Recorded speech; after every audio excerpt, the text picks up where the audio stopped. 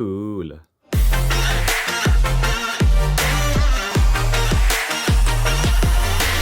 So I recently bought a MacBook Pro and I absolutely love it. It's great. It's a 2 terabyte laptop, but the one problem that I really don't like, well, 2 problems. I don't like the touch bar at all, but also the Thunderbolt 3 ports. The majority of my devices still use USB 3. Yes, I'm aware that the new MacBook Pros have this dongle issue and there are many solutions out there, none that I've really liked until I discovered this. Oh, hold on, let me back up.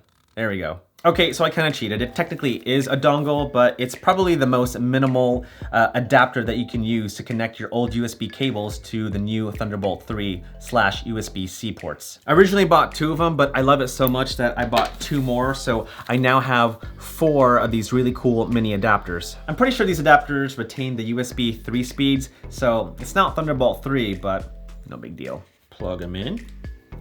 Look at that. Now they're a part of the cable.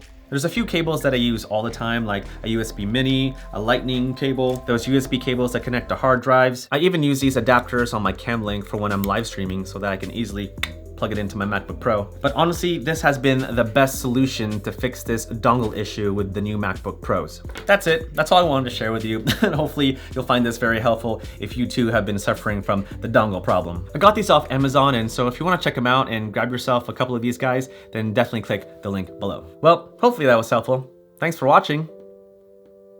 Bye.